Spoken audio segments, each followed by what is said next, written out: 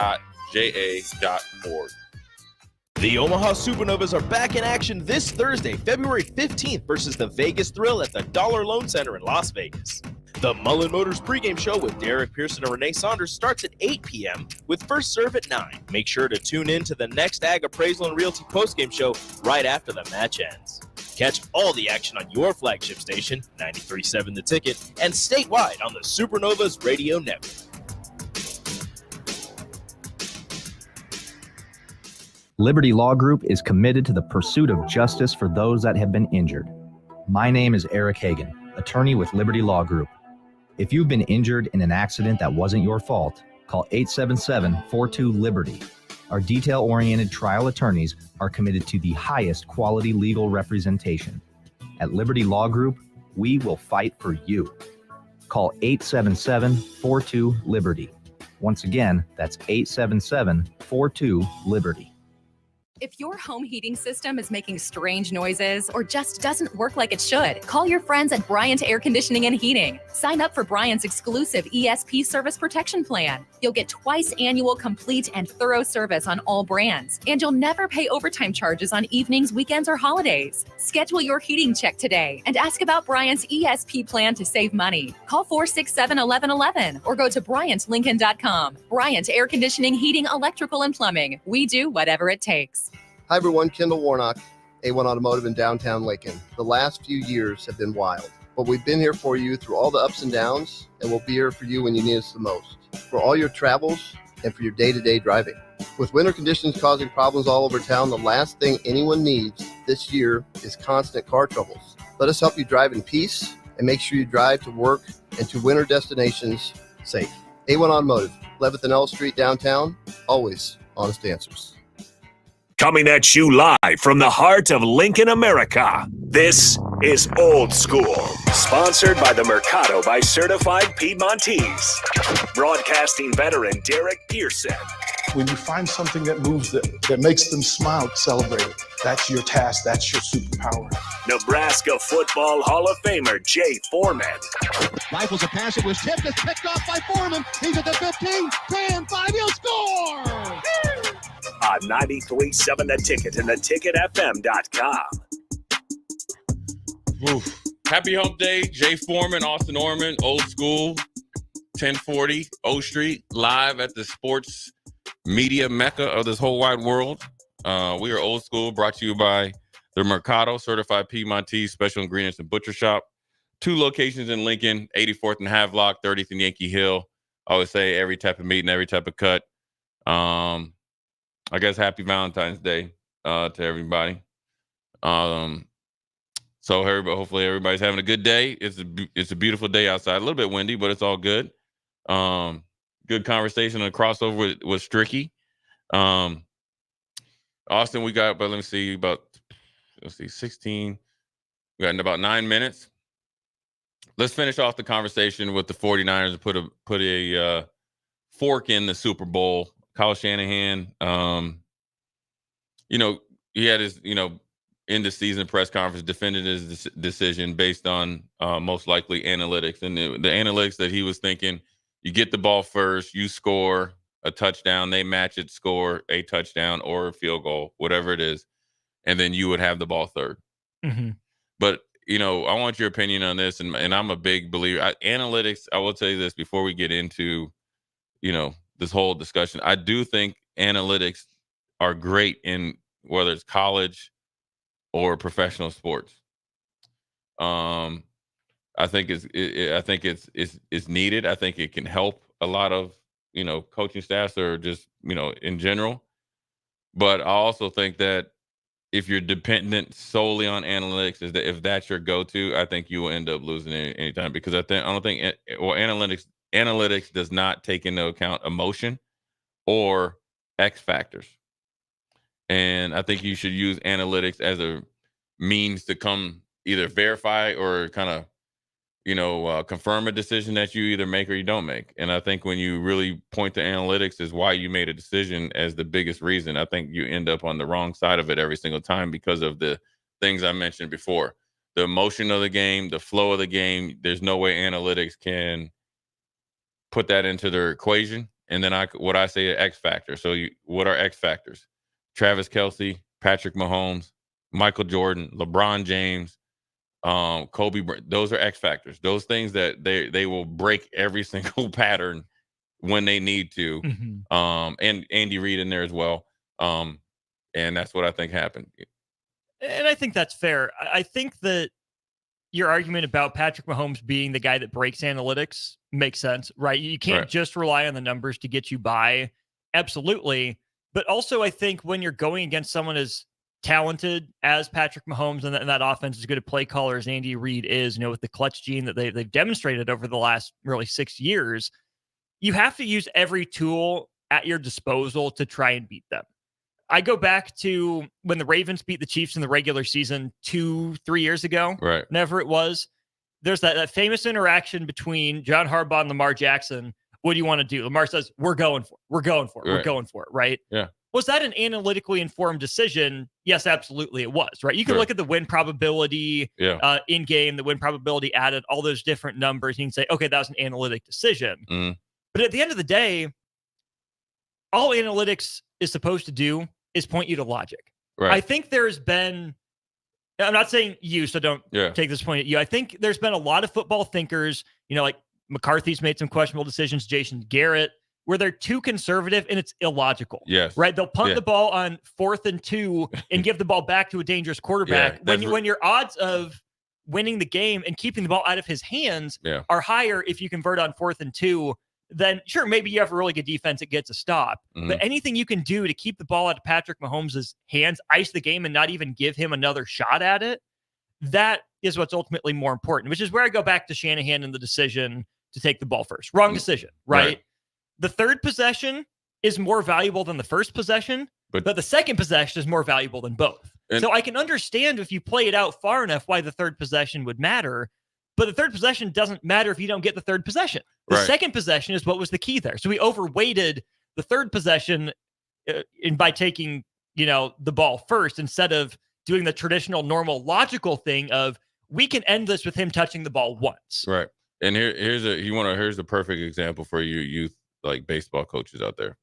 So you're in a tournament and you're coming down the, it's all about arms, right? And how many innings they pitch and so forth and so on. Well, if you're in a semifinal game in the elimination part, right? Because you start on pool play and then you go bracket play, right? You're in the semifinals and you're like, well, I'm not going to pitch my number one pitcher for 2 innings because we needed to save him for the championship game. Well, guess what happens? You don't even get there.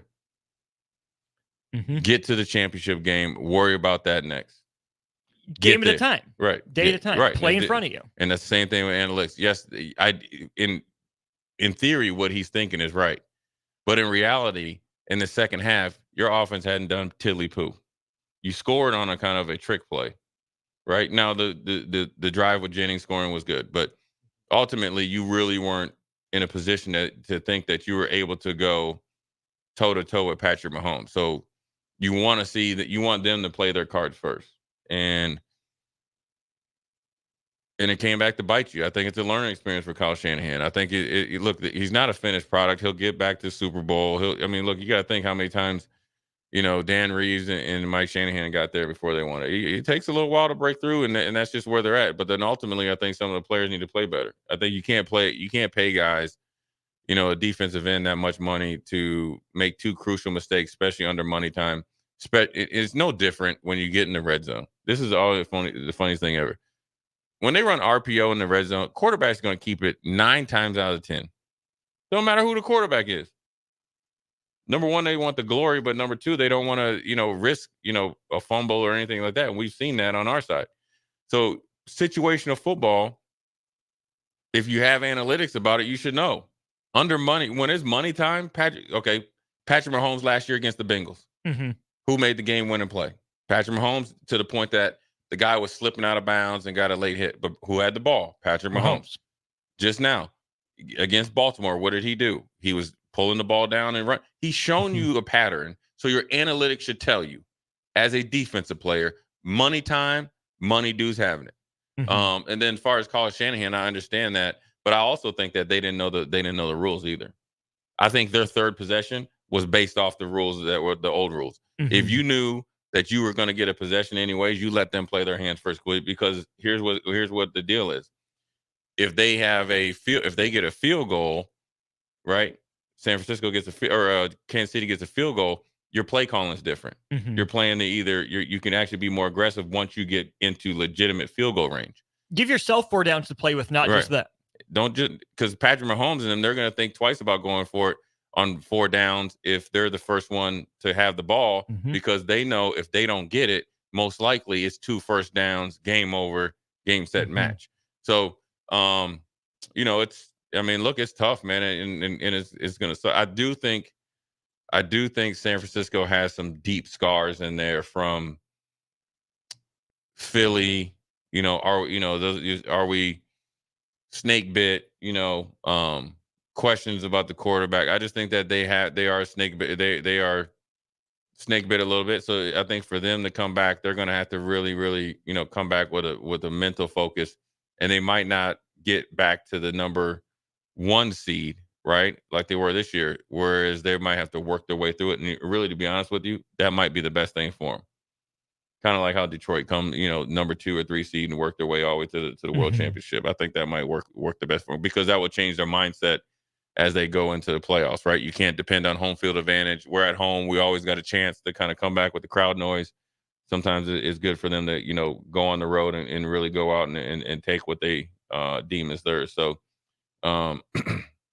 look, man, it's tough. And, I think they'll bounce back for them. They're going to have a talented team. I think they got a great GM, a great owner, great head coach. And they're going to obviously make a change at a D coordinator after, Steve Wilkes of 1 year, which is crazy. And he's at fault some too. Because if you're up there as a defensive coordinator talking about effort, now granted, it's hard to put some guys that are making the most on the team on the bench. But at the end of the day, that should never be the standard. That should never really be a part of the conversation at that point in the season. Absolutely not. You're in the Super Bowl. Like, what do you have to lose? Everything. The game. That's where legacies are made. You and Strick were talking about that. Like, the collateral damage, right? You didn't make that move. How many other guys' careers did you hurt by, number one, not giving them the opportunity to shine on the big stage? How many guys did you take a year or 2 off their career by not getting them a ring? Right. Yeah, it hurts to, take your important players off the field. But if you didn't send that message, through the first 17 games of the season and then in the playoffs, I mean, better late than never, right? At least give yourself the best chance possible to win. Yeah, it's crazy because, really by them not winning the Super Bowl, Steve Wilkes is fired. Yeah. There's got to be a quote unquote fall guy. You're not going to fire the offensive coordinator because that's the head coach. You can look at the stats and all the other stuff. You got a lot of talent. Yes, there's some, in ways that they should have performed better. Sure, there's no doubt about it. But ultimately, the players were put in position to be successful. Then you got some players questioning him that they weren't prepared for some of the design run plays for Patrick Mahomes. See, that's bullcrap. See, that's a defeatist chump type of response. It was RPO. Now, granted, maybe Steve Wilkes needed to go back 2 years ago, but they ran this play forever. Mm-hmm. I mean, come on, you weren't prepared. And we haven't talked enough about the last play. The fact that Andy Reid can get away with running the same play to essentially win Super Bowls in back-to-back years. How do you not expect that? Yeah, it's the same play. He told you it was the same play. How do you not have your guys prepared for that? Yeah, I mean, look, they finished 5th in takeaways, and they had 22 interceptions. It was tied for 1st in the league.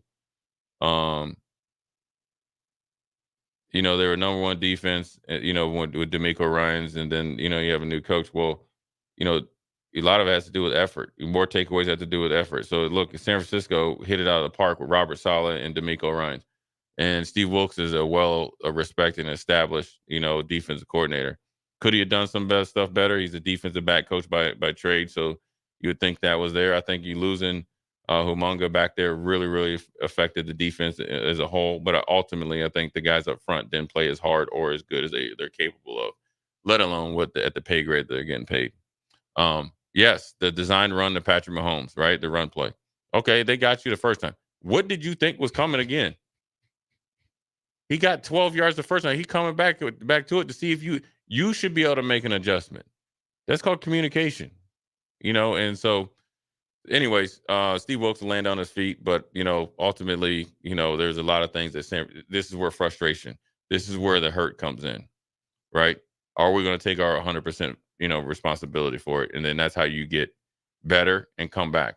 It'll be interesting to see how San Francisco shakes out next year, because ultimately, even though Brock Purdy is ascending as a quarterback, this will be the first offseason that everybody has a full season of tape on him. How do you feel about San Francisco going into next year relative to how you felt about Philly going into this year? Ooh. I was disappointed with Philly this year. They're not the same situation, but there's some similarities. There is a lot of parallels, though. You got young, brash coaches. I think Kyle Shanahan's more, tightened up. Young quarterbacks, immensely talented defense, very expensive. Talent on. I mean, it's the same. So the expectation is going to be like it's the same type of deal going in there. I think it's different because of how well Jalen Hurts played. But I think they changed again. It was a change in the offensive coordinator, right? You lost the offensive coordinator and the defensive coordinator. San Francisco fired our defensive coordinator. I feel a little bit safer with San Francisco next year. I think, even though they got some big ego guys, I think they're generally in check, right? They definitely have a really good nucleus. Philly, I could see this coming because they were winning a lot of one-score games the previous year. And when they were 10-1 this year, they weren't playing well. And then they never addressed their weaknesses and never got better. So a lot of that was, and also they have turnover at 2 leadership positions, young leadership positions, right? So, I mean, there hasn't been a true foundation set there yet, as far as the ones that left, what they do. There's like 1-year wonders kind of. So it'll be interesting to see with 49ers. They got a long off season. Then they got the draft coming up because the combine is coming up next month. So anyways, we're going to take a quick break, come back. Jay Foreman, Austin Orman. We got some college basketball. We got women's hoops tonight. Ohio State decided to get rid of their coach. I want to ask Austin who he thinks could possibly be their next replacement, and why would you fire your coach at this point in the season after 6 years? So Jay Foreman, Austin Orman, Old School. We'll be right back. You're listening to Old School with DP and J. Download the mobile app and listen wherever you are on 93.7 The Ticket and theticketfm.com.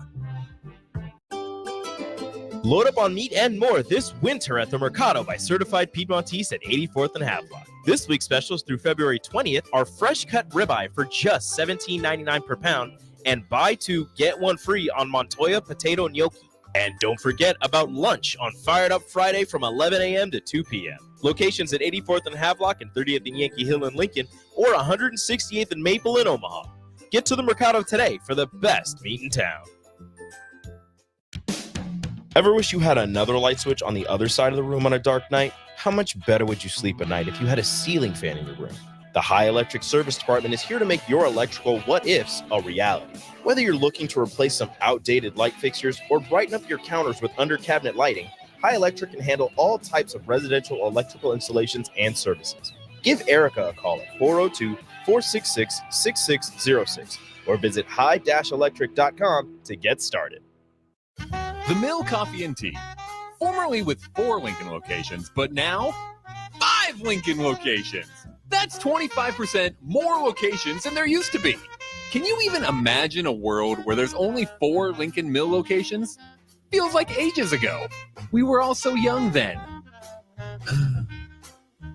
The Mill on 11, located right alongside the 93.7 The Ticket Studios at 1040 O Street. Liberty Law Group is committed to the pursuit of justice for those that have been injured. My name is Eric Hagan, attorney with Liberty Law Group. If you've been injured in an accident that wasn't your fault, call 877-42-LIBERTY. Our detail-oriented trial attorneys are committed to the highest quality legal representation. At Liberty Law Group, we will fight for you. Call 877-42-LIBERTY. Once again, that's 877-42-LIBERTY. Mosaic is a nonprofit, whole-person healthcare organization that embraces God's call and relentlessly pursues opportunities that empower people with diverse needs to live their best lives. Mosaic in Southeast Nebraska, serving Lincoln and Beatrice, would like to invite you to their monthly Discover the Possibilities tour events. Events are held on the third Wednesday of every month and are a great way to understand Mosaic's mission. To RSVP, please contact Melindy at 402-429-0088 or visit mosaicinfo.org/Southeast Nebraska. The Omaha Supernovas are back in action this Thursday, February 15th versus the Vegas Thrill at the Dollar Loan Center in Las Vegas. The Mullen Motors pregame show with Derek Pearson and Renee Saunders starts at 8 p.m. with first serve at 9. Make sure to tune in to the next Ag Appraisal and Realty postgame show right after the match ends. Catch all the action on your flagship station, 93.7 The Ticket, and statewide on the Supernovas Radio Network.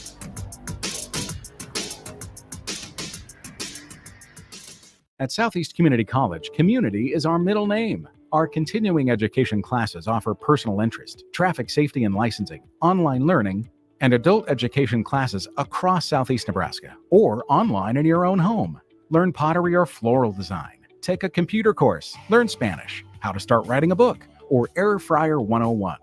See the full schedule of continuing education classes online at southeast.edu/continuing. SCC, your path to possible. Wall-to-Wall Wine and Spirits is now open in Lincoln. Shop our expansive collection of wine, beer, spirits, and cigars at 5040 North 27th Street.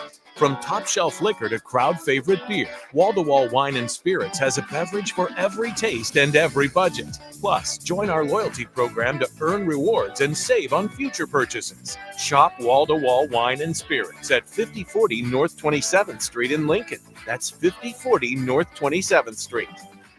At Union Bank, people don't have your money. Your money has people. First home people, investment people, people who answer the phone and your chats, dream car people, dream retirement people, driving your dream car in your dream retirement people, small business people, credit card people, and all the other people you need. At Union Bank, our people help you do more than you dreamed possible. So stop in and say hello. We can't wait to see you. Union Bank and Trust, member FDIC. Junior Achievement at Lincoln inspires and prepares today's young dreamers to be tomorrow's goal breakers, leaders, and things we haven't even imagined yet. Help more kids while having a great time at the JA Bowl-a-thon. Sign your team up and raise money to ensure the educational programs focused on financial literacy, career readiness, and entrepreneurship are always free to thousands of students. The JA Bowl-a-thon is February 16th and 17th at Parkway Lanes and Hollywood Bowl. Register at lincoln.ja.org. 93.7 The Ticket is proud to provide listeners with daily opportunities to win contests and prizes on our airwaves, and would like to take this opportunity to remind you of a couple rules. All participants must be 21 or older and must wait 30 days after winning a prize before participating in another contest.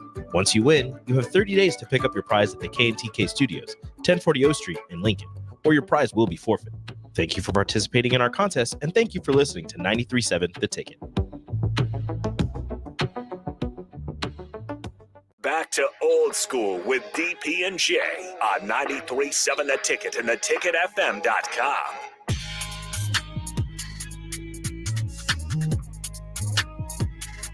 We're back. Jay Foreman, Austin Orman, old school. We got a text here from Ohio Husker. He said, remember when the Rays pulled Blaine Snell in the Game 6 of the World Series? He was on fire, and they pulled him because of analytics. End up tricking it off. So, can I get on my soapbox for a sec? Sure, Austin. Go right ahead. That is incredibly more defensible than what Kyle Shanahan did. Without a doubt. Why is that?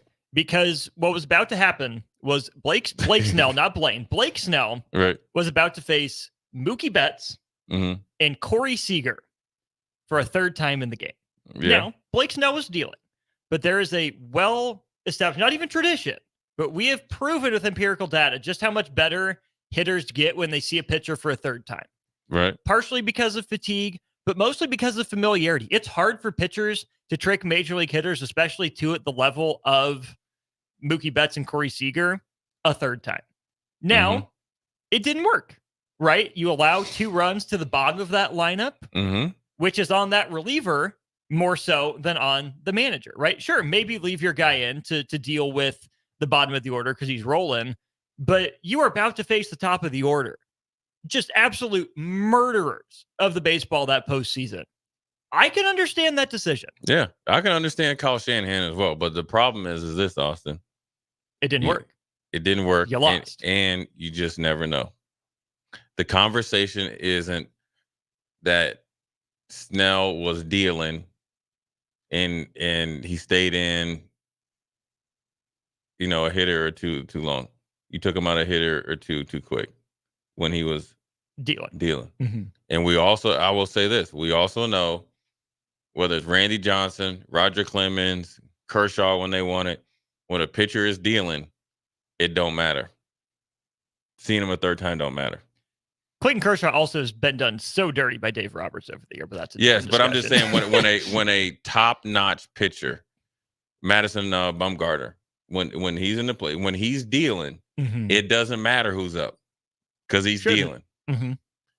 And that's why it's so, like when Gonzalez hit that home run off of Mariano Rivera because of number one, he'd been dealing every World Series and he'd been unstoppable.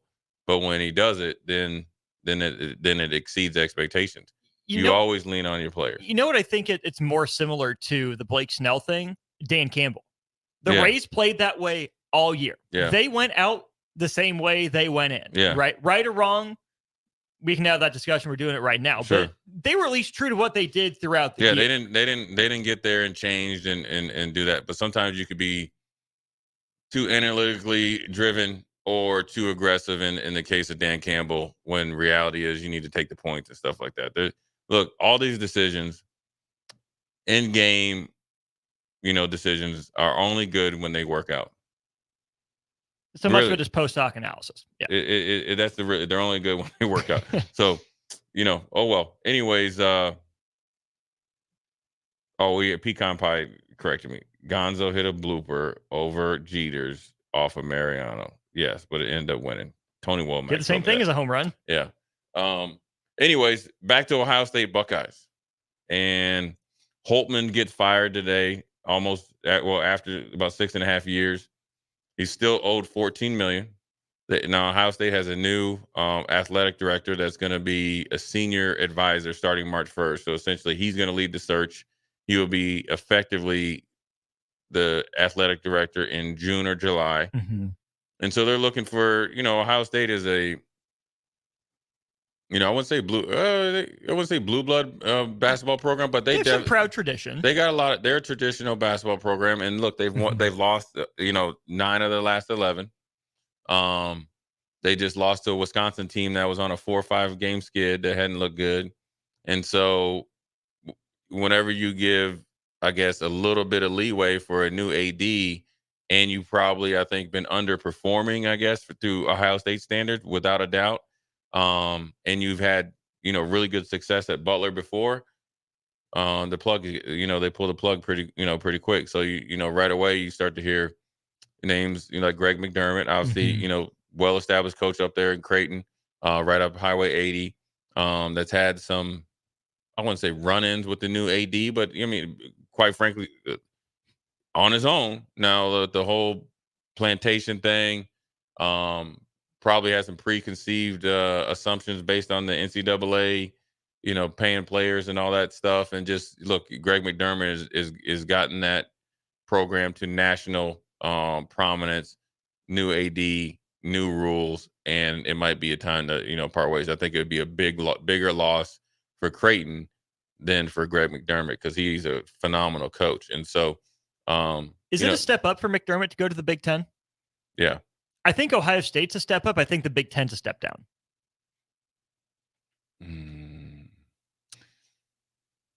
Yeah, you're right. I think Ohio State and the pressure, but I also think it's a step up for him that he's going to have. Well, I think Creighton's resources are pretty good, but he's going to have some really good resources, more access to homegrown talent right there in Ohio, Indiana, and stuff like that. So it's going to really, I think, expand his recruiting. I think Creighton can go recruit any player they want, but I think that, the academic standards and being a private school is a little bit different versus go Ohio State, which obviously has very good academics, but it's different. So, but he's still the head coach at Creighton, but his name's, floated around, but it's just odd to me that you fire him mid-season. Now, maybe he felt like he was a, sitting duck. But, I don't know. This lets me know two things. Number one, this is something that's probably been in the works for a while, or in the mind of, the new AD. Number two, they feel like they have somebody in the front pocket and then two other options in the back, and they're both their back pockets. And then they have like a surprise if they have to go to like Alabama and get Kalen DeBoer. So, look, I think I think he's a good coach, and just kind of, I think Ohio State. I think they had. Remember when Bryce McGowan was here, and then they had a really good freshman, Malachi Branham, and he won the lottery. When you have a lottery pick freshman like that leaves after, rightfully so, that guts your program. It does, because he was a 17, 18-point scorer. I don't know where he's at now, but that's somebody that you could be building 2 years later at your program. And so, I know they got Key inside. It seems like he's been there forever. The guard play isn't as good as it had been in years past. And then, when you lose guys that either get drafted or get chances to go pros overseas, when your program, when he's coming from Butler as well, right? Learning how to recruit in the Big Ten, learning how to recruit against Big Ten coaches, and then also still stake claim to your homegrown talent, and then also win games with the pressure of being at a traditional basketball school. Probably wore on him a little bit, and it just didn't work out for him. You lost Branham to the lottery. You also lost E.J. Liddell, who was a huge part of that program. And he was a figurehead. He was a like a tempo setter. He was a standard. He was a standard. You look at him, and that's the standard. What you expect, right? I think he was. Was he from Michigan? Liddell went. He was at Ohio State all year. Is from Illinois? Yeah, Illinois. That's right, because they played Illinois. I remember in that game. So he's from Illinois. So that's a guy that you build your program around, and then you had Branham come in there where you felt like that was the passing of the baton. Well, they're on the same team, and they're both gone at the same time. Now, granted, he would tell you, Holtman would tell you that he should have probably performed better, or he would like to say that the team should have performed better. He knows it's a business, but that's going to be I want your opinion before we go to break. That's a A1 job. Ohio State. Yeah. I think it's I wouldn't say a hidden gem, but I think you got the fan support. You'll have the financial support. You got the resources. You got, I'm assuming, the ability to recruit in that area of the country that you're going to get pretty good high school basketball. You have access to even schools like through the transfer portal, like Butler and some of those like smaller FCS schools that you can go and pluck guys off of, and they'd want to come to Ohio State. Maybe they weren't really recruited in the beginning, coaching transition or whatever. I think it's a really A1 job that's going to be open, because you got to think North Carolina's not going to be open, Kansas not going to be open, Duke's not going to. All those schools aren't going. So of all the schools that are open right now, I think, or will be open, I think Ohio State's it. Let me make this comparison, see what you think. The Ohio State men's basketball job is equivalent to the Kentucky football job. That is perfect. That is great. But I think also, if you come in with the right mindset, you can do what Stoops did with the Kentucky football job. Really good staff, demand support, exceed expectations, meet expectations, stay there when you have numerous head coaching job opportunities outside of Kentucky. Now you won't never be on the same level as Ohio State football, but you definitely are getting Ryan Day's attention if you need something from when you pick up the phone. That's a great comparison by you, Austin. I'm proud of you. Thanks, Jay. Anyways, Jay Foreman, Austin Orman, Old School. We're going to take a break. We'll be right back. Watch Old School live on Facebook, YouTube, or Twitch. Old School with DP and J on 93.7 The Ticket and theticketfm.com. 93.7 The Ticket, Fox, KFXL weather. Brought to you by Bryant Air Conditioning, Heating, Electrical, and Plumbing. The Lincoln forecast for today, expecting partly sunny skies and more mild weather. We'll see an afternoon high around 59. Tonight, mainly cloudy and breezy, low around 29. And tomorrow, mainly sunny skies will return, but cooler weather will too. We'll see a high around 43. I'm meteorologist Kyle Tucker for 93.7 The Ticket and theticketfm.com. The Omaha Supernovas are back in action this Thursday, February 15th versus the Vegas Thrill at the Dollar Loan Center in Las Vegas. The Mullen Motors pregame show with Derek Pearson and Renee Saunders starts at 8 p.m. with first serve at 9. Make sure to tune in to the next Ag Appraisal and Realty postgame show right after the match ends. Catch all the action on your flagship station, 93.7 The Ticket, and statewide on the Supernovas Radio Network.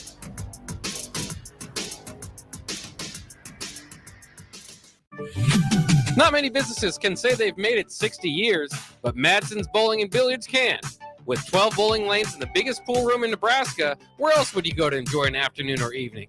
There's a great daily specials like $2 Tuesdays, games of bowling, shoe rentals, draft beers, and tacos, all just $2 each. Have a delicious burger at EJ's Lounge before or after your bowling or pool session, and you'll leave satisfied. Madsen's Bowling and Billiards at 47th and Dudley. Wall-to-Wall Wine and Spirits is now open in Lincoln. Shop our expansive collection of wine, beer, spirits, and cigars at 5040 North 27th Street.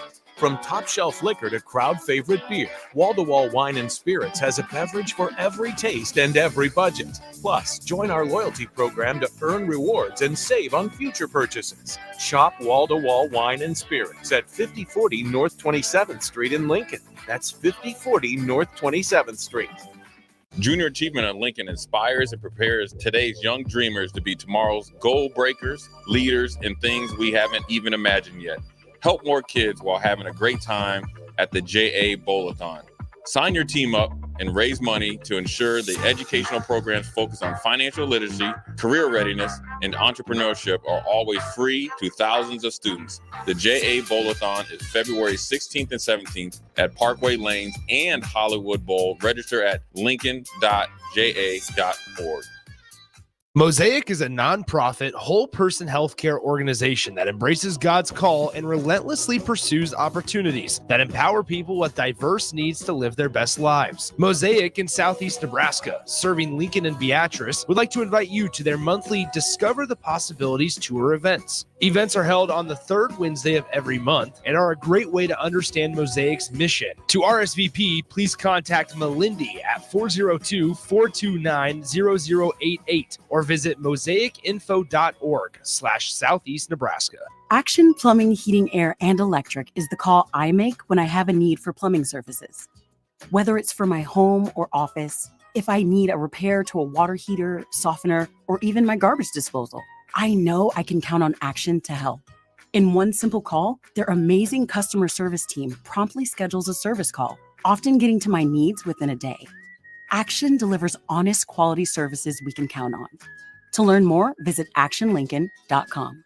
Start your Sundays off right with Jeff and Nicole Essink on Fitness Fanatics. Jeff and Nicole discuss health and wellness, how to achieve fitness goals, and more through the life of gym owners and gym goers. It's Fitness Fanatics from 9 to 11 a.m. on Sundays on 93.7 The Ticket and theticketfm.com. Ready to upgrade your combine in 2024? The team at Landmark Implement is here to help find the right combine to fit your operations needs. Choose from 4.5% for up to 60 months or a 12-month interest waiver, followed by John Deere financial rates with approved credit through the end of February. When you purchase the pre-owned S or X Series combine from Landmark, know you are backed by Landmark's extensive parts and service network with mobile techs and parts drop-off points to keep you up and running. View our current inventory online at landmarkim.com or stop by your local Landmark to experience the Landmark difference. At Union Bank, people don't have your money. Your money has people. First home people, investment people, people who answer the phone and your chats, dream car people, dream retirement people, driving your dream car in your dream retirement people, small business people, credit card people, and all the other people you need. At Union Bank, our people help you do more than you dreamed possible. So stop in and say hello. We can't wait to see you. Union Bank and Trust, member FDIC. Back to old school with DP and J on 93.7 The Ticket and theticketfm.com.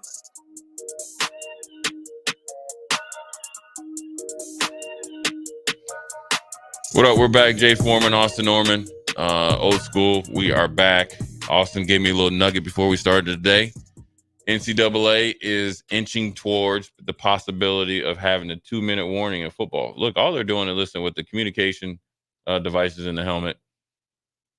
They are trying, I guess, in a roundabout way, college football is kind of being like a minor league. Now, it should be I still think the UFL does, that's true, probably better minor league, but still they're trying to, get guys, give them a chance to kind of, it's almost like the 35-second clock with basketball, getting used to playing college. And it's actually more real basketball when you're supposed to be playing Class A basketball. And that's definitely softest quotes I can ever have. But, I think that it's good. I think it brings another dynamic to the game. I think obviously it's going to be a little bit more on the coaches and analysts and stuff like that, 2-minute drill. But I also think it could provide a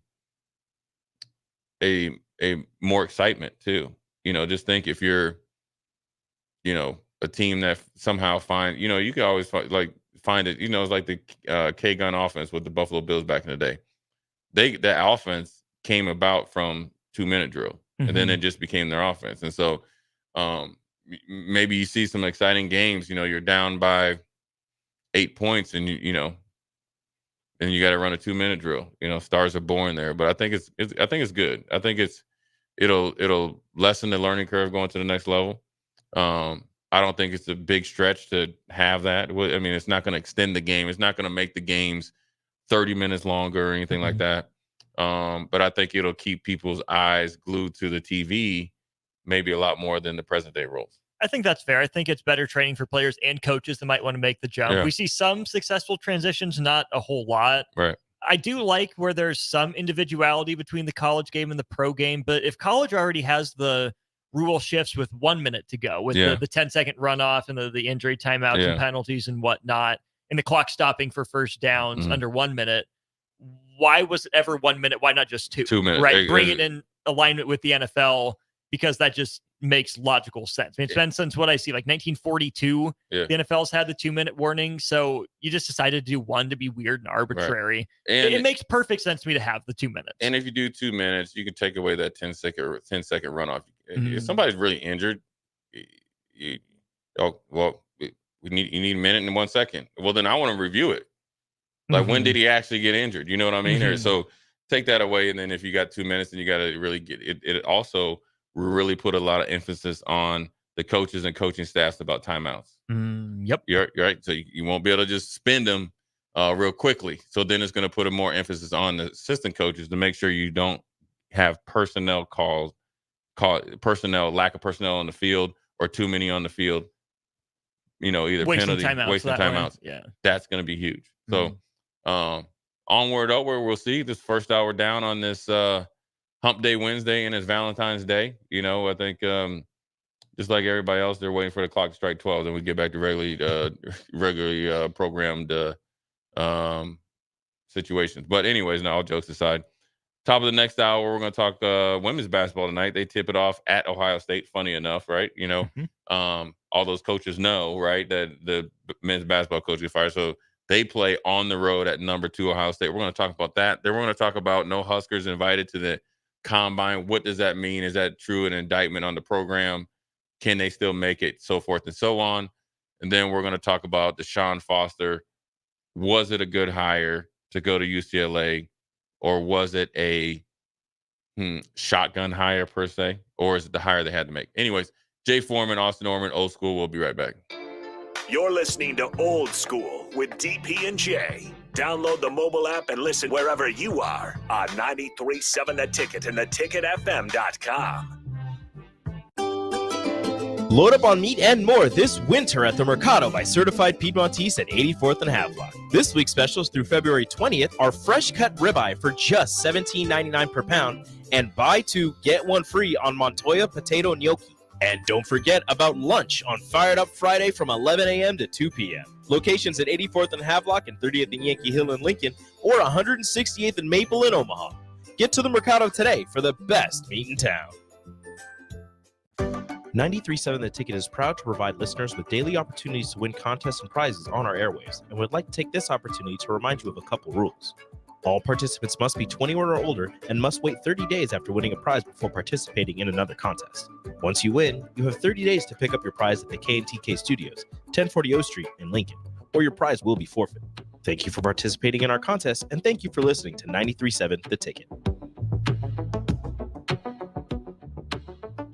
At Southeast Community College, community is our middle name. Our continuing education classes offer personal interest, traffic safety and licensing, online learning, and adult education classes across Southeast Nebraska or online in your own home. Learn pottery or floral design, take a computer course, learn Spanish, how to start writing a book, or Air Fryer 101. See the full schedule of continuing education classes online at southeast.edu/continuing. SCC, your path to possible. If you're in Seward or Milford, listen up. Select Plumbing is now servicing your area with no trip charges from Lincoln. Select Plumbing works on a variety of issues for your home and business, including general plumbing, water heaters, faucet and fixture repair, underground sewer and water repairs, backflow testing, and more. Keep your property free from leaks and other issues. Call today for a free estimate, 402-560-6197. It's not just Lincoln, Waverly, and the surrounding area anymore. It's also Seward and Milford with no trip charges. Contact Select Plumbing to inquire at 402-560-6197. 93.7 The Ticket, Fox, KFXL weather. Brought to you by Bryant Air Conditioning, Heating, Electrical, and Plumbing. The Lincoln forecast for today, expecting partly sunny skies and more mild weather. We'll see an afternoon high around 59. Tonight, mainly cloudy and breezy, low around 29. And tomorrow, mainly sunny skies will return, but cooler weather will too. We'll see a high around 43. I'm meteorologist Kyle Custer for 93.7 The Ticket and theticketfm.com. Ready to upgrade your combine in 2024? The team at Landmark Implement is here to help find the right combine to fit your operations needs. Choose from 4.5% for up to 60 months or a 12-month interest waiver, followed by John Deere financial rates with approved credit through the end of February. When you purchased a pre-owned S or X Series combine from Landmark, know you are backed by Landmark's extensive parts and service network with mobile techs and parts drop-off points to keep you up and running. View our current inventory online at landmarkimp.com or stop by your local Landmark to experience the Landmark difference. Action Plumbing, Heating, Air, and Electric brings exciting career opportunities for you or someone you know. They are now hiring plumbers, electricians, and HVAC techs and installers to continually build their professional team. They offer competitive pay and full benefits packages that include health, dental, vision, PTO, and 401k options.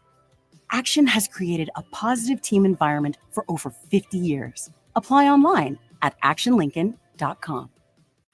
This is Lincoln's home for sports talk on the FM dial. Also online at theticketfm.com. On the internet, KNTK FM Firth, 93.7 The Ticket.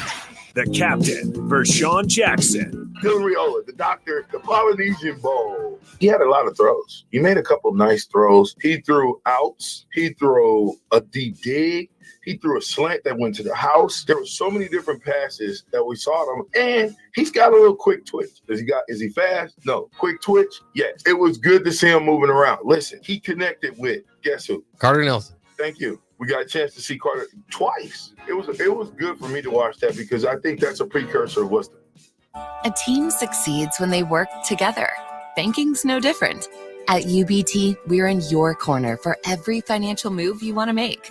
Your money's backed by a roster of experts who put in the work to know you and your community. So whether you're opening a savings account, buying a home, or planning your future, you always know who to turn to. Working together toward your financial goals. That's a win in our playbook. Union Bank and Trust. Equal housing lender, member FDIC. Mosaic is a nonprofit, whole-person healthcare organization that embraces God's call and relentlessly pursues opportunities that empower people with diverse needs to live their best lives. Mosaic in Southeast Nebraska, serving Lincoln and Beatrice, would like to invite you to their monthly Discover the Possibilities tour events. Events are held on the third Wednesday of every month and are a great way to understand Mosaic's mission. To RSVP, please contact Melindy at 402-429-0088 or visit mosaicinfo.org/Southeast Nebraska. Coming at you live from the heart of Lincoln, America. This is Old School, sponsored by the Mercado by Certified Piedmontese. Broadcasting veteran Derek Pearson. When you find something that moves that makes them smile, celebrate it. That's your task. That's your superpower. Nebraska Football Hall of Famer Jay Foreman. Rifles a pass. It was tipped. It's picked off by Foreman. He's at the 15, 10, 5. He'll score! On 93.7 The Ticket and theticketfm.com. Top of the 5 o'clock hour, Jay Foreman, Austin Orman, Old School. Brought to you by the Mercado, certified Piedmontese, special ingredients and butcher shop. 84th and Havelock, 30th and Yankee Hill. I will tell you this, Austin, as we were talking in between segments here, the 4 o'clock hour and the 5 o'clock hour. With the expansion of access, video, cameras, and obviously microphones in the NFL, the big moments, NFL films or whatever it is, you see it or you hear it, and it's crazy. And so they had the coin toss, the overtime coin toss. I give it to my man Warner. You always pick tails. You get that from Madden, right? So we're gonna dig off in your you know what. So they won it, and they said it was predetermined. They had Kyle Shanahan said we want the ball, and Patrick Mahomes said we're kicking this way, and they were surprised that San Francisco took the ball. Were to the point Matt Nagy, the offensive coordinator, was confused, and Patrick Mahomes was like, "They want the ball, let them have it." And Travis Kelce said, "They want the ball, let them have it." Then you had Jusek says, "Hey, even if we score, they get the ball back." I didn't know that. If there ever was a time when they say less, that's it. Say less. But anyways, that's over. He can't change it. And, hopefully San Francisco gets to, learn from it. But we are going to talk about women's basketball tonight. Oh, you know what? Let's save that for the last one. Just because the game starts at 6. Tip-off time. Close to tip-off time. The NFL Combine is here starting at the end of the month, going into the first part of March. And not one Nebraska player got an invite. And that's it was a little shocking to me, considering the amount of tape that some of the guys played and the way that they played. You got to think with Q Newsome leading the team, I think either last year or the year before in pass breakups and being pretty consistent and gotten better for over the last 2.5 seasons. For real, definitely showed that when he played against top-notch competition, he has top-notch NFL type of caliber talent. I think Omar Brown played his tail off this year. Had a great, I think, East-West Shrine game. Then you have Luke Reimer, he might be the leading tackler in Nebraska's history. I don't think he quite got but he there. was like top 5. Yeah, top 2 or 3, I think, in production. And he can really run. You don't have to be, tall and big like when I was coming out, where you had to be, big, fast, and strong. He's definitely a little bit shorter than I am, but definitely can run. A little bit of injury history, but still, you would think that his production and especially in some games that were on, some big stages, would allow him to get an invite. But nevertheless, none of them got invited.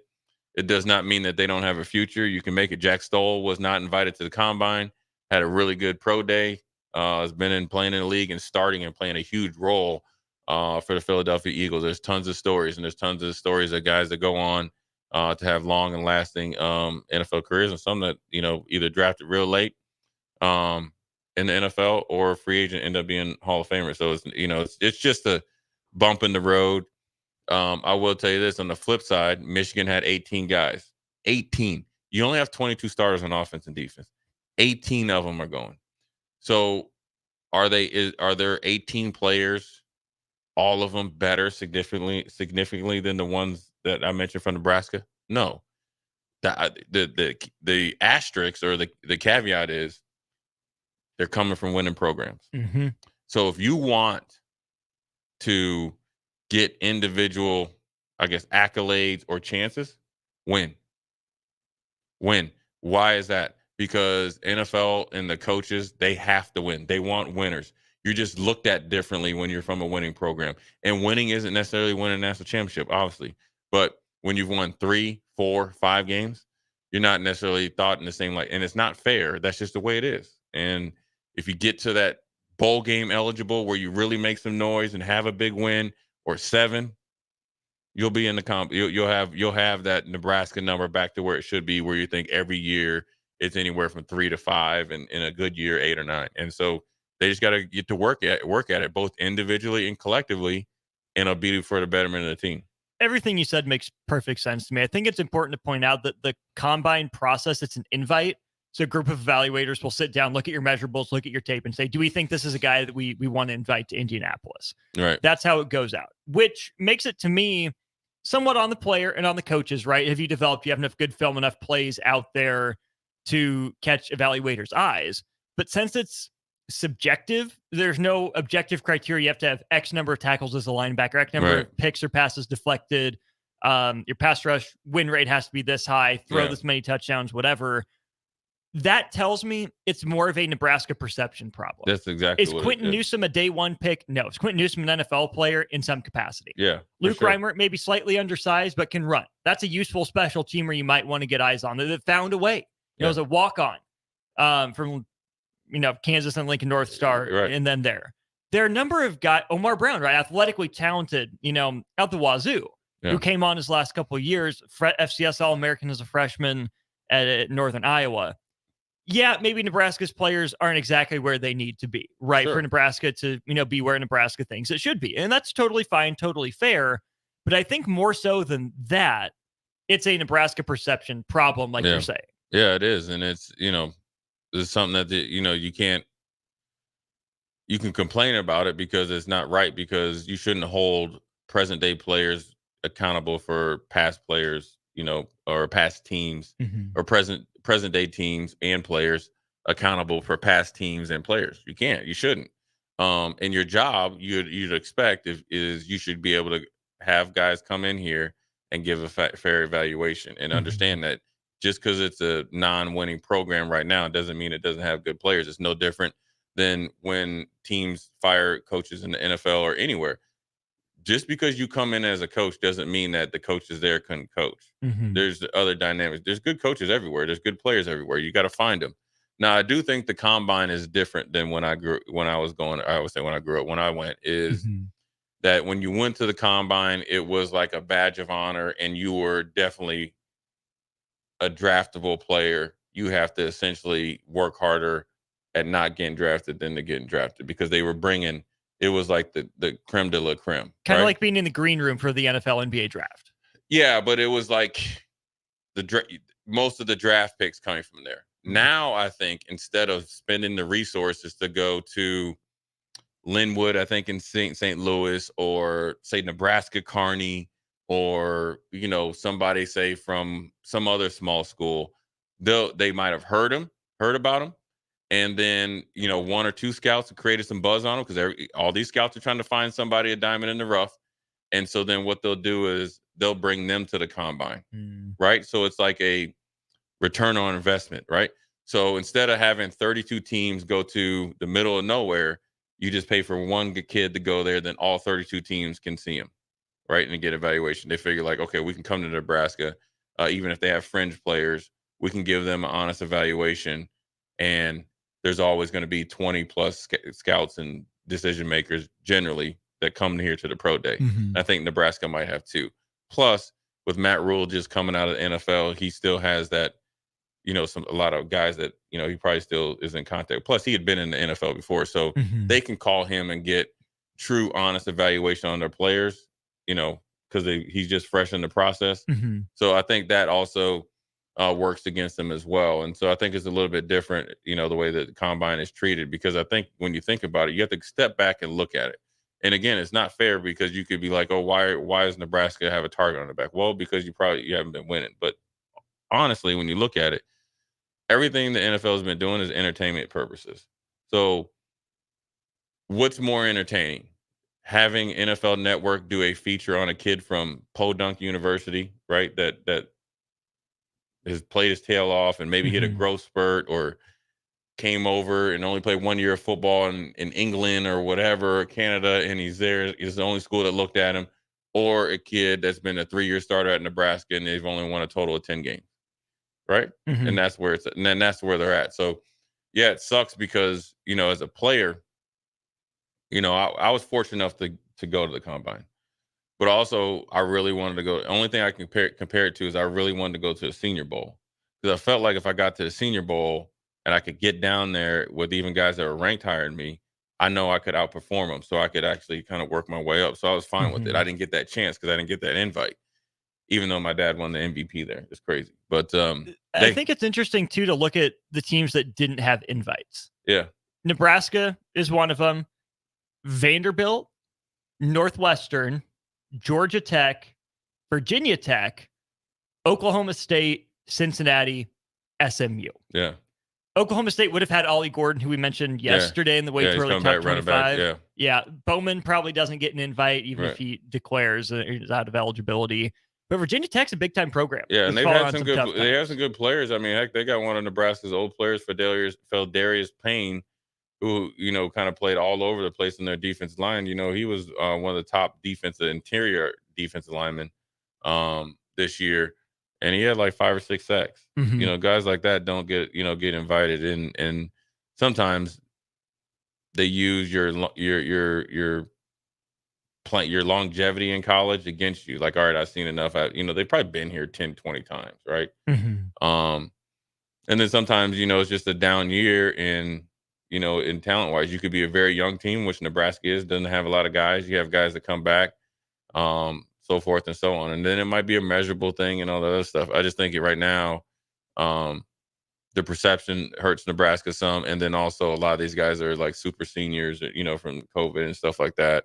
And it's an easy thing for the NFL to do. Say, all right, I've seen him, I know him, and then go on from there. But I think ultimately that it will change as Nebraska starts to win games.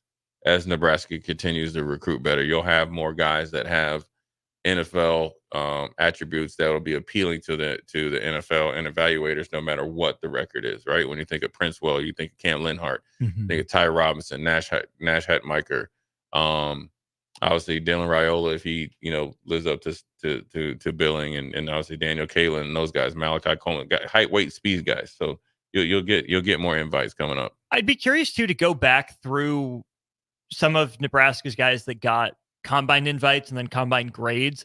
What was the scouting report on them coming out of high school? How much have they changed? How accurate was that initial report? And how much weight do NFL teams put onto when guys first got an eye on these, sophomores and juniors before they committed?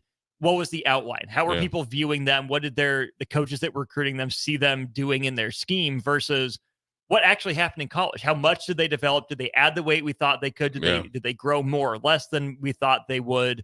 Because I wouldn't want to have been judged by what I did at 16 or 17 years old. But also, I think for an NFL team, some of it's instructive. Like, what was the basis for the analysis then? What actually came to pass? Right. Yeah. And, a lot of these guys are, they got a big job, but some of them can be real lazy and pass along notes. And that's how you get blanket kind of evaluations on guys. And it goes without saying, me as a incoming freshman wasn't much, but I never had a chance to do anything that I needed to do as far as getting into a program in high school in Nebraska, and that's how I was able to exceed expectations. A good example in a recent draftable guy is Amir Abdullah. He came in, kind of a throw in, wasn't the top rated back even in the class here, from Alabama, worked his tail off, and next thing you know, he knocked it out of the park, and he's still in the NFL. Not as a starting running back, but obviously a special teams player and a captain in the locker room. You can't evaluate intangibles. So the initial evaluation is huge, and it's also what is said about you internally to the scouts is huge. And then also you got to be marketed and have your brand awareness and stuff like that. But ultimately, what you do on Saturdays is gonna help you out, because listen, as bad as Nebraska was, Cam Jurgens and Cam Taylor-Britt, went to the combine, turned it out, right? Now, granted, the circumstances were really in their favor. Not a lot of centers coming out, not a lot of corners. So then your value or your need, went way out the roof. And so, it can happen. And I think Nebraska would like to get back to the point where they're getting 3 to 6 guys there every year. So that's what that'll be, is consistent football. That you can kind of evaluate a program where they're at, but then it's not fair because it's the first year of Matt Rule. And it's weird that Northwestern didn't. I can see why they didn't, because they still weren't a very talented team. But I think with the year that they had, I would have liked to seen them get some guys there, because you needed to evaluate those guys better than your initial assumption. Exactly, because everyone thought Northwestern was going to go winless. Maybe get one if they were lucky. I thought they were going to go 1-11 or 0-12. and they didn't. So that should cause you to go back and say, what were my priors? Right. How do I need to reevaluate those? Who are the guys that we think were instrumental in their success? If you think it's all David Braun and he's the only reason that they were successful, okay, don't invite any of them to the combine. But there's got to be a player or two for Northwestern that stood out. Yeah, the way that they play defense, right? And that's the defense is better. And the way that they were able actually to run the ball at times and throw the ball at times, they kind of play to, they would play a 10-7 game with Iowa. That's a, bare knuckle game. And then there's a game where against Maryland, they kind of blew them out the water. So you can't tell me they don't have any talent in, compared to everybody else. But I think it's also the dynamics of how guys get invites, why they get them is a lot different now. And like I was saying about the Senior Bowl, that would have been huge for me just to get the opportunity. Now I was fortunate enough that I had East-West that I was already going to go to, but I would have liked to showed up at the Senior Bowl after already being in the East-West for a week. Game ready, sharp, already had a good week, good game, show up, game ready. Didn't work out that way, but then that's, the same, feeling that those guys are probably thinking about the combine. I would definitely tell them to train harder. And, when you have your pro day, be ready to go. And you actually get, if you look at it and try to be positive about it, you get to evaluate what some of the guys did, kind of like the lower ranked guys. If you can beat them in some of those things, and you're going to force these evaluators and these GMs to go back and watch the tape, along with you have a coach that was just in the NFL, regardless of what the tenure was like. So I think it sets up well for them if they use it effectively. As you look at Nebraska's roster, I think Robinson and Hutbacher are two pretty obvious combine invites for next year. Right. Who else? I don't know who's seniors. Juniors that might play their way into draft eligibility, perhaps. Singleton, mate, just because it depends on how he runs. A lot of the guys that are really, really good, like Princewell and all those guys, they're not even draft eligible. Jamari Butler really has a good offseason and really gets busy. Benhart? He has to play well. He has to play. He had a pretty decent year this year. If he plays better this year, then surely. Corcoran? Scott? Yeah, maybe Scott because of his versatility. He's able to play all three in there. A lot of it depends on these guys. Got to just answer the bell and play. And if they play well, then there you go. You're ready to go. Definitely like Banks. He has a good year. Nair. Yeah. He gets it because it's his last year. He can get busy. Thompson, maybe. Maybe. Yeah. If he runs well. A lot of it has to do if you run well and you got to play well. So, first in this case, you got to play well and then you got to run well. So I think if they do both and then also you got to have a good spring. Right. Right? Because you got to start because they're going to come around sniffing around in the spring. Not as much, but they want to see who's on the horizon. So it's there for the taking. It's just right now over there it sucks for those guys because they all put in a lot of work hard, and some assumptions probably maybe working against them, but that's only like a speed bump. They can go there and they can make it happen. Sometimes when you're undrafted free agent, you get to pick where you want to go, and if teams want you bad enough, you can make as much money as a low round, 7th round draft choice and go to a place that actually wants you versus like somebody just picking you just because they want to have an extra linebacker, so forth and so on. Another couple guys from the defensive backfield. Hartzog's a junior who would have to play well to get an invite, but then you got a couple seniors, Gifford and Tommy Hill. Yeah, I think Tommy Hill's definitely got the attributes. Again, a lot of it, let's just say everybody runs decently, probably has a, chance. Now he's got to, keep his nose clean and all that other stuff, but definitely played. He had 4 interceptions and was pretty active last year. So again, it has to have another good year. And then I think Gifford, his versatility really helps out, and both of them will play special teams. So is Gifford a guy that would want to go to the combine, or is he a guy that would probably show up better on film and intangibles? Well, I think it's both. I think he has to show up better on film or continue on to showing up good on the film and then better. And then I think once he gets to the combine, he makes you go back to watch the film not once but twice, because I think he'll test well. So once he tests well, we're like, okay, let's see if he plays at that speed. And if he plays at that speed, then you're going to see him go, potentially a guy like him get drafted. Before we get into the next segment, Deshaun Foster, he's a former UCLA Bruin, played in the NFL for quite some time. Great running back when he played. Really good coach as well. I think he was there under Chip Kelly. Obviously, Chip Kelly decided to go be the offensive coordinator. UCLA AD said they're going to make a move quick. They did call, I think, Matt Rule about Tony White, according to Matt Rule. But they decided on Deshaun Foster, guy that played there. He's a Bruin from California. I think it'll be a good hire. I think his first year is going to be a little tough because he has never been a coordinator. But I think he's been with enough staff that he will be able to put together a good staff. The only reason why I think he'll struggle a little bit is because he's going to be a first-time head coach coming into the Big Ten. Mm-hmm. But I think eventually, once he kind of finds his bearings, he'll do well. Plus, he wants to be there. It's a great opportunity. I think they'll be more than patient with him because that's part of the reason why they picked him. So, what are your thoughts on Deshaun Foster? Good for him.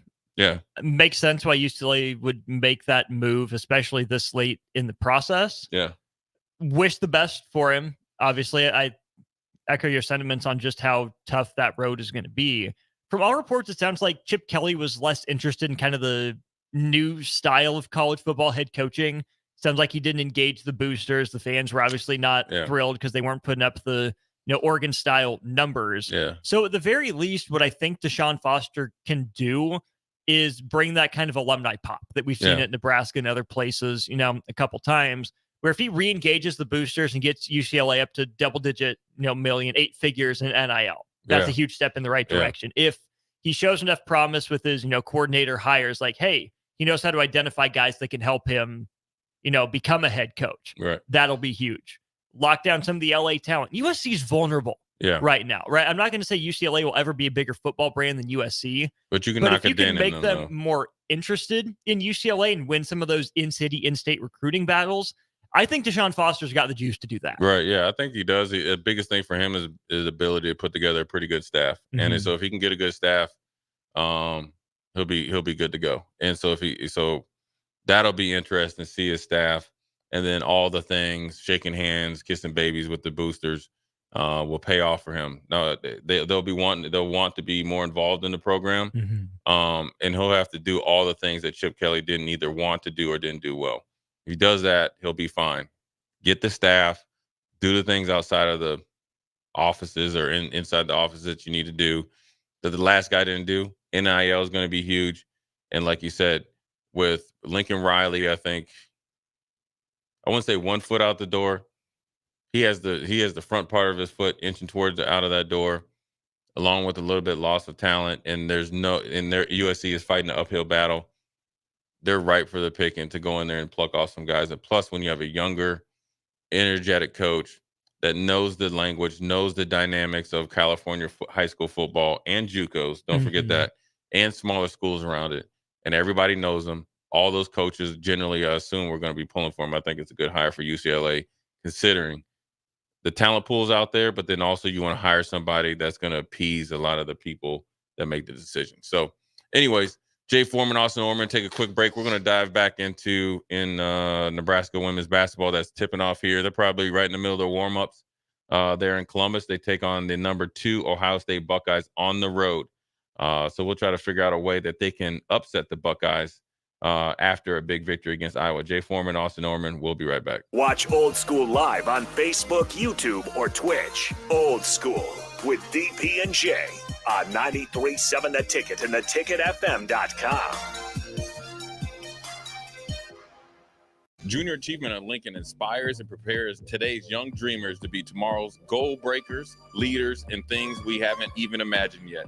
Help more kids while having a great time at the JA Bowl-a-thon. Sign your team up and raise money to ensure the educational programs focused on financial literacy, career readiness, and entrepreneurship are always free to thousands of students. The JA Bowl-a-thon is February 16th and 17th at Parkway Lanes and Hollywood Bowl. Register at lincoln.ja.org. The Omaha Supernovas are back in action this Thursday, February 15th versus the Vegas Thrill at the Dollar Loan Center in Las Vegas. The Mullen Motors pregame show with Derek Pearson and Renee Saunders starts at 8 p.m. with first serve at 9. Make sure to tune in to the next Ag Appraisal and Realty postgame show right after the match ends. Catch all the action on your flagship station, 93.7 The Ticket, and statewide on the Supernovas Radio Network.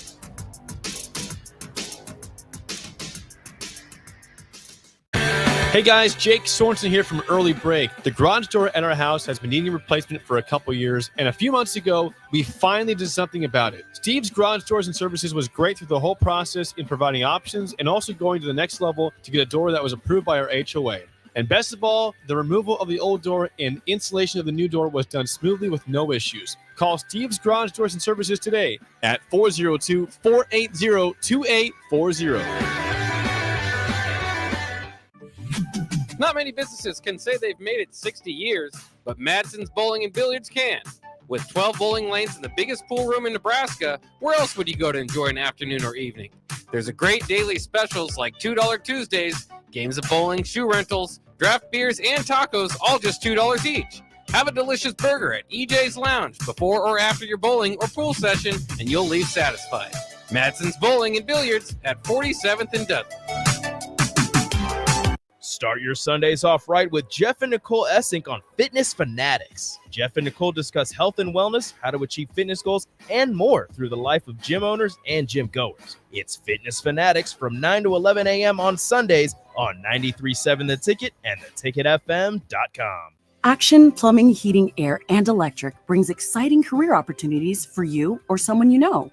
They are now hiring plumbers, electricians, and HVAC techs and installers to continually build their professional team. They offer competitive pay and full benefits packages that include health, dental, vision, PTO, and 401k options. Action has created a positive team environment for over 50 years. Apply online at actionlincoln.com. Healing the heart takes heart. Our dedicated team of cardiac experts is here for you with breakthrough treatments for serious conditions and expert advice for living longer with a healthier heart. We bring healing care to our community with over 90 cardiology specialists and subspecialists and more than 50 locations across Nebraska, southwest Iowa, and northern Kansas. Find out how we heal hearts with heart, starting with yours at chihealth.com/heart. 93.7 The Ticket, Fox, KFXL weather. Sponsored by John Henry's Plumbing, Heating, and Air Conditioning. The Lincoln forecast for today, expecting partly sunny skies and more mild weather. We'll see an afternoon high around 59. Tonight, mainly cloudy and breezy, the low around 29. And tomorrow, mainly sunny skies will return, but cooler weather will too. We'll see a high around 43. I'm meteorologist Kyle Tucker for 93.7 The Ticket and theticketfm.com. Ready to upgrade your combine in 2024? The team at Landmark Implement is here to help find the right combine to fit your operations needs. Choose from 4.5% for up to 60 months or a 12-month interest waiver, followed by John Deere financial rates with approved credit through the end of February. When you purchase the pre-owned S or X Series combine from Landmark, know you are backed by Landmark's extensive parts and service network with mobile techs and parts drop-off points to keep you up and running. View our current inventory online at landmarkimp.com or stop by your local Landmark to experience the Landmark difference. If you're in Seward or Milford, listen up. Select Plumbing is now servicing your area with no trip charges from Lincoln. Select Plumbing works on a variety of issues for your home and business, including general plumbing, water heaters, faucet and fixture repair, underground sewer and water repairs, backflow testing, and more. Keep your property free from leaks and other issues. Call today for a free estimate, 402-560-6197. It's not just Lincoln, Waverly, and the surrounding area anymore. It's also Seward and Milford with no trip charges. Contact Select Plumbing to inquire at 402-560-6197. Rosie Sports Bar and Grill, open for lunch and dinner at 1501 Center Park Road. Back to old school with DP and J on 93.7 The Ticket and theticketfm.com.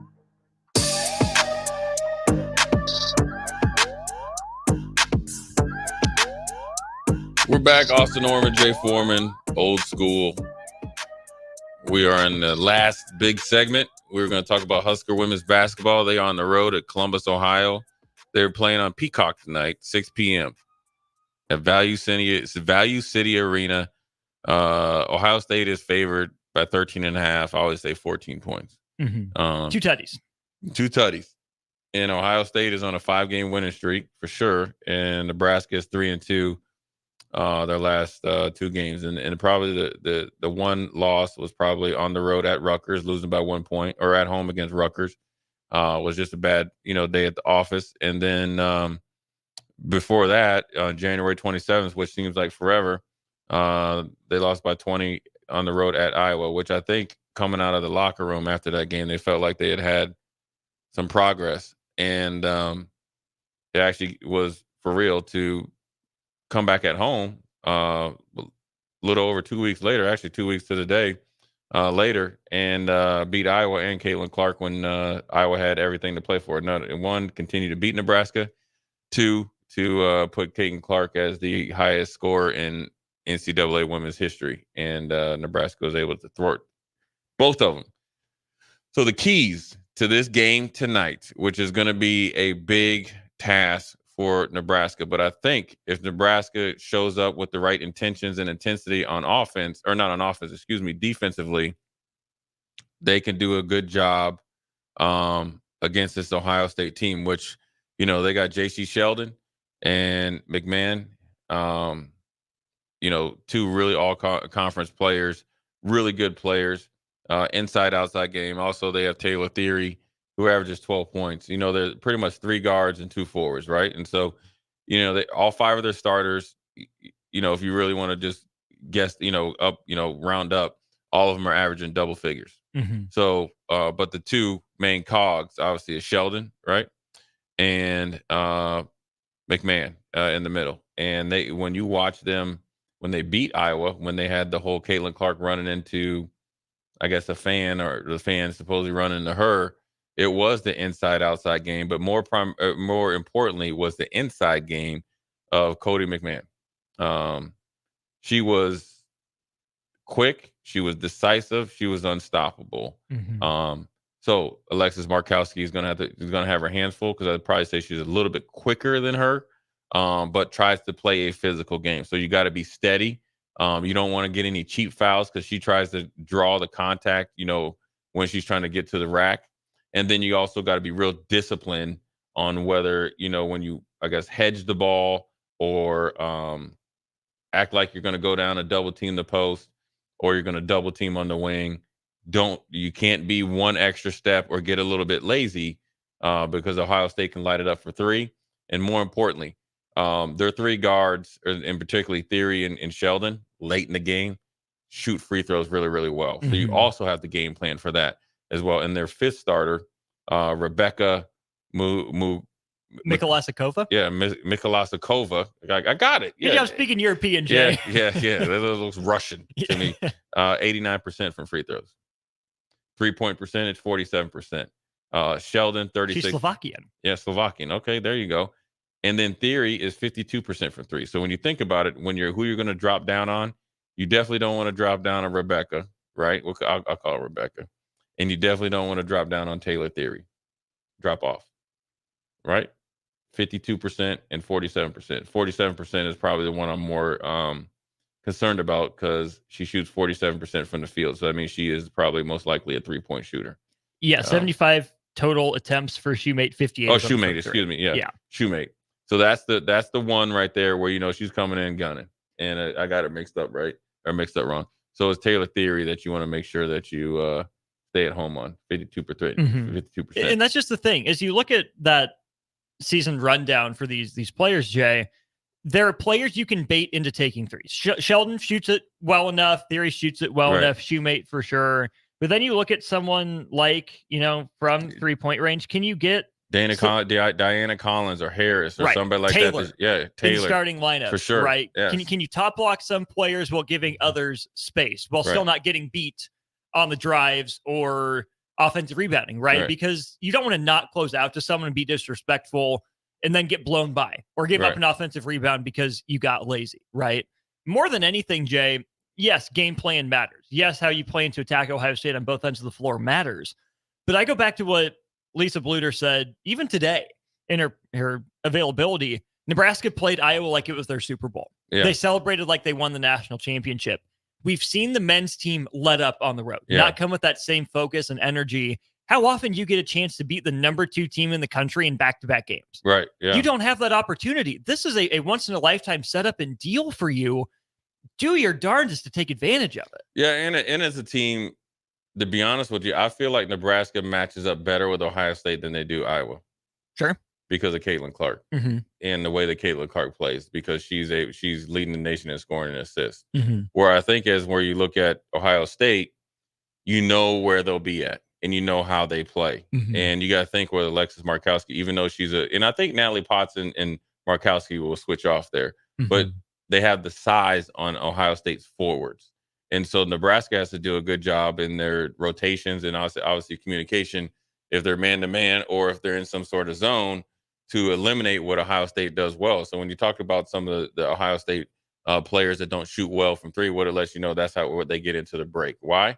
Because Ohio State likes to trap, three-quarter press, get you over half court, get runouts. That's how you get easy layups. That's how you're able to have 5 essentially starters averaging in double figures when they can't shoot 3 at the clip that Iowa can. So Iowa puts stress on you because they play at such a fanatic pace, right? Led by Caitlin Clark. But everybody else in Iowa plays like that. And then also Iowa has a true back to the basket big. 2 of them that can get the boards and they can hit, mid-range, and then they cut to the basket so effectively. So Caitlin Clark is going to make it on time and on target, along with 3 other shooters around the arc, right? Whereas Ohio State, you got maybe 1 legitimate shooter, another one that you got to be ready for. Then everybody else is essentially what you saw last week as far as pressing and stuff like that. And I think Nebraska's foot speed, when you think of Jazz Shelley, White, and everybody else, matches up better with Ohio State. And it's weird saying that because they're the number 2 team and they're great, right? But I think matchup, when you're playing games, like it does come down to matchups, strengths, weaknesses, and what they do well versus what you do well. So Nebraska can offset that type of press by being very patient on offense. Alexis Markowski, who's leaving you in points per game and rebounds, got to be big on the road early. Yes. Inside. You want to take the momentum out of that Value City, arena, pound them in the paint, get some easy baskets, get it timely threes. Don't fall in love with threes on the road. Especially now, if you're hitting, obviously do it, but don't fall in love with threes on the road. And here's why: because you want good possessions. I always talk about 4 or 5 passes. It's almost like the NFL or in college. Coming out of halftime and obviously starting the game, if you're not able to get points, but you're able to get first downs, that's a winning drive because you're able to kind of obviously flip the field. And you can do that in basketball-wise by controlling the tempo, controlling the pace, and taking the energy out of the stadium tonight. So it's going to be huge for them to get off to a good start. I think the women's team has been probably more consistent as far as their energy on the road. And I'll say more of a known product, right? And you know what you're going to get, right? When you look at the, high rebounders and scorers is generally, Shelley, Markowski, and Potts here. And I think where you think of where Nebraska, the only game I would say that they didn't play well, and I think Indiana played so well, was that Indiana game where they got beat. Where you got to think when they were on the road at Minnesota, probably a loss that they think they wish they had back, right? Still a close game, right? Defensively is okay. Penn State, that's probably an eyesore. You shouldn't give up 82 points to Penn State, even though they're tough. Iowa, we already talked about that. Rutgers was at home.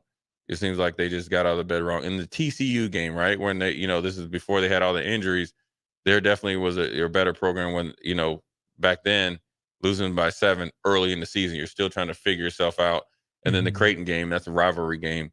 Then you see where they're at. But everybody else, they did well. Well, the game at Wyoming, pesky Wyoming Cowboys, they went up there and handled business, essentially by 20 points. They've done everything else, so I feel like they've been pretty consistent. Now, they did lose to Kansas, which is weird, you know what I mean, by 17 on the road. So I don't know what that was. But that was, I think, the few eyesores, but I think Nebraska's starting to get it together, gain confidence, oddly enough, after that January 7th loss. And that was coming back off of after the Penn State loss. So it's 2 tough losses in a row. I'd like to think Nebraska, if they play Penn State again, I think Nebraska gets them, right? But they don't play Penn State a lot. And Penn State's tough. They're weird tough. They're just like the men's team from a couple years ago. They get you over there in Happy Valley. They're going to be physical. They're better than you think they are. They got one really good player that's a really good scorer. They're at home. They somehow get home court advantage. And if you're not on your game early and they stick around, they can pull away late. And that's what they faced. And then they had to come back, then go on the road again to an Iowa team that was wanting to make a statement. But Nebraska battled, even though if there's ever a good 20-point loss, I felt like that was it. And I think it propelled them, even though they, dropped the ball against Rutgers. You heard Nebraska say as much about that first Iowa game. The final margin was ugly, but they felt they played better. Yeah. Hit a couple shots here and there. Maybe it's only a 12-point game instead of a 19-point game, but you feel better about 12 against Iowa than 19. And you saw what Nebraska could do down 12, down 14. They came back in 8.5 minutes. So that's very prescient. Good foresight from the team on that. But we've also seen this women's team go on the road and win conference games. Yeah. Beat Michigan State, beat Wisconsin. That's important, right? Is Ohio State better than those two teams? Yes. Is Ohio State better than those two teams combined? Probably. Yeah. So but you've at least proven you can do it before, right? So take that next step. You win a big game at home. Okay, what's the next step? Go win one on the road. Yeah, they just gotta, again, energy, intention, and execution. Jazz, Alexis, and Natalie all got to step up and play good. Expect White to play good. I think she's been playing more consistent lately. And then you need one or two people off your bench or your little bit lesser minute players to play well. And that doesn't necessarily mean points. What it means is you got to be able to be a factor, right? Your plus minus, hit a couple open shots, maybe get some steals, some runouts, bring energy and confidence to that team. So I think they do it. I just think the three-headed monster, they got to step up big. They got to match Ohio State and then find one player that's Ohio State's main cog and try to get them 2, 3, possibly 4 points and everything else underneath their normal stat line. And it's going to work out well for Nebraska. And that's the way it should be. And so after this, they don't play any more ranked teams. So this is a great game for them to hopefully catapult them to get on a real run going into the Big Ten tournament. There's nothing else I don't say nothing else to look forward to, but right, this shouldn't be a trap game, right? You're not looking ahead to coming back home because you're still on the road. You go to Purdue. This game demands their entire focus, as it should. This is a good way to jump from 9 or 10 seed to a 7 or 8 seed. Just find a way to stick in the game, compete, and heck, stick around and win it. Well, look, the longer this game goes, that it's within 2 or 3 possessions, it plays in Nebraska's favor. But then also when you think about it, there's a lot to look forward late in the season, right? They get Minnesota again. You get a little payback. You got Illinois. They've always kind of been tough. You get some other people. So I think this is all setting up well for Nebraska to end the season on a high note. So don't rest on your laurels. You beat Iowa. Yeah, it seems like a Super Bowl. But don't come back with egg on your face because you weren't able to focus in after a big victory. So that being said, Jay Foreman, Austin Ormer will take a quick break, then send you off to Ticket Weeknights and finish the Valentine's Day. We'll be right back. You're listening to Old School with DP and J. Download the mobile app and listen wherever you are on 93.7 The Ticket and theticketfm.com. If you're in Seward or Milford, listen up. Select Plumbing is now servicing your area with no trip charges from Lincoln. Select Plumbing works on a variety of issues for your home and business, including general plumbing, water heaters, faucet and fixture repair, underground sewer and water repairs, backflow testing, and more. Keep your property free from leaks and other issues. Call today for a free estimate, 402-560-6197. It's not just Lincoln, Waverly, and the surrounding area anymore. It's also Seward and Milford with no trip charges. Contact Select Plumbing to inquire at 402-560-6197. Herrick Services takes this time to wish everyone a happy Valentine's Day. They encourage those who go out to make smart decisions behind the wheel or plan accordingly to have someone lined up for a safe ride home. This important message comes to you from Bart and the folks at Herrick Services, your vending specialist here in Lincoln. Their quality service and expertise has earned them a fine reputation. That's Herrick Services, on the air because they care. Mosaic is a nonprofit, whole-person healthcare organization that embraces God's call and relentlessly pursues opportunities that empower people with diverse needs to live their best lives. Mosaic in Southeast Nebraska, serving Lincoln and Beatrice, would like to invite you to their monthly Discover the Possibilities tour events. Events are held on the third Wednesday of every month and are a great way to understand Mosaic's mission. To RSVP, please contact Melindy at 402-429-0088 or visit mosaicinfo.org/Southeast Nebraska. A lot of people in the summertime think, gee, I want to build a new home. By the time they go through the process of sitting down, getting the permits, and getting the home started, the home isn't done until January or February. Bob Benish is the founder and president of Aspen Builders, online at aspenbuildersinc.com. I think the best time to start designing your new home is the month of February. Get an early start on it. Sit down, the snow's flying. Let's sit around the table. Let's drop some plans. When we're looking out for a homeowner, we're always keeping their budget in mind. Let's put numbers together and let's get that thing started so that the home's done in summer or fall before school starts. So now is really the time to be contacting us to get an appointment to get the job done. Make your dream a reality and call Aspen Builders at 423-6811. Online at aspenbuildersinc.com. Your dream home is waiting at Aspen Builders. Ever wish you had another light switch on the other side of the room on a dark night? How much better would you sleep at night if you had a ceiling fan in your room? The High Electric Service Department is here to make your electrical what-ifs a reality. Whether you're looking to replace some outdated light fixtures or brighten up your counters with under-cabinet lighting, High Electric can handle all types of residential electrical installations and services. Give Erica a call at 402-466-6606 or visit high-electric.com to get started. Hey guys, Jake Sorensen here from Early Break. The garage door at our house has been needing replacement for a couple years, and a few months ago, we finally did something about it. Steve's Garage Doors and Services was great through the whole process in providing options and also going to the next level to get a door that was approved by our HOA. And best of all, the removal of the old door and installation of the new door was done smoothly with no issues. Call Steve's Garage Doors and Services today at 402-480-2840. Not many businesses can say they've made it 60 years, but Madsen's Bowling and Billiards can. With 12 bowling lanes and the biggest pool room in Nebraska, where else would you go to enjoy an afternoon or evening? There's a great daily specials like $2 Tuesdays, games of bowling, shoe rentals, draft beers, and tacos, all just $2 each. Have a delicious burger at EJ's Lounge before or after your bowling or pool session, and you'll leave satisfied. Madsen's Bowling and Billiards at 47th and Dudley.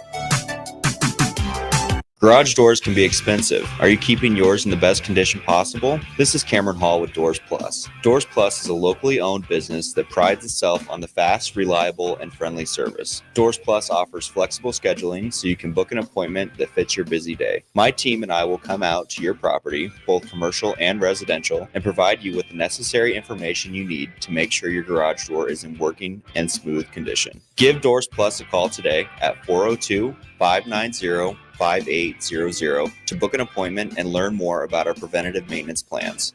Doors Plus, garage doors, and more. Ready to upgrade your combine in 2024? The team at Landmark Implement is here to help find the right combine to fit your operations needs. Choose from 4.5% for up to 60 months or a 12-month interest waiver, followed by John Deere financial rates with approved credit through the end of February. When you purchased a pre-owned S or X Series combine from Landmark, know you are backed by Landmark's extensive parts and service network with mobile techs and parts drop-off points to keep you up and running. View our current inventory online at landmarkim.com or stop by your local Landmark to experience the Landmark difference. Start your Sundays off right with Jeff and Nicole Essink on Fitness Fanatics. Jeff and Nicole discuss health and wellness, how to achieve fitness goals, and more through the life of gym owners and gym goers. It's Fitness Fanatics from 9 to 11 a.m. on Sundays on 93.7 The Ticket and theticketfm.com.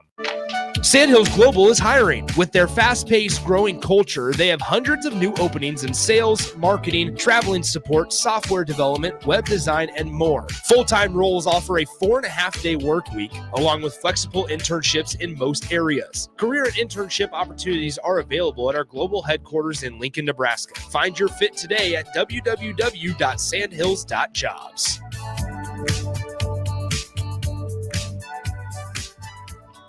Back to old school with DP and J on 93.7 The Ticket and theticketfm.com. We're back, Jay Foreman, Austin Orman, old school. Before we turn it over to Ticket Weeknights on this Valentine's Day. obviously it was the parade today for the Kansas City Chiefs. Obviously a great moment for the city of Kansas City. Obviously it brings an influx, I'm sure, of financials there, and obviously support for their Chiefs that they know and love. It's a great celebration for the players and the whole city of Missouri, or the whole city of Kansas City, excuse me, in the states of Missouri and Kansas.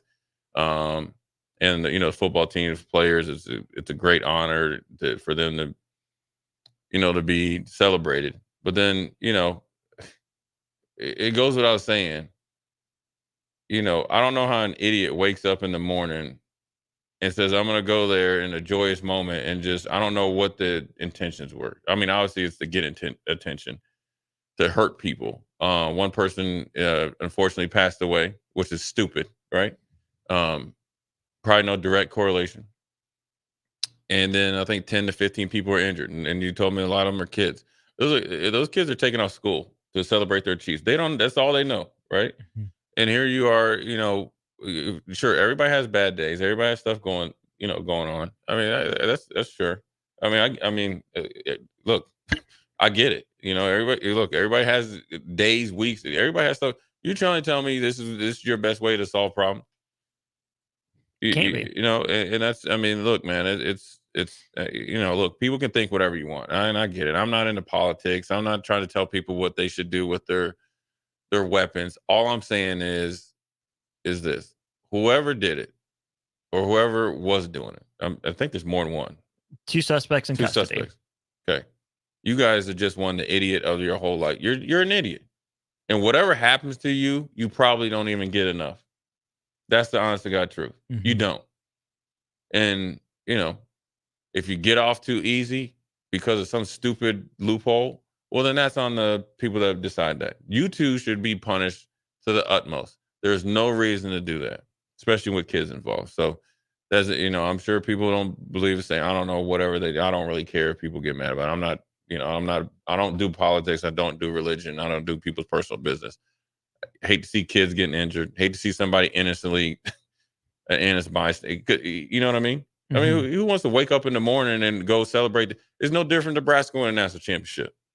Right here down O Street. It'd be in O Street. Everybody be everywhere, riding up and down O Street. Matt Rule and everybody. And you got some idiot want to come in and, play cops and robbers or whatever you think they're doing. So that's unfortunate on a very on a positive day. But let's not try to let it overshadow. But let's not forget it as well. Mm-hmm.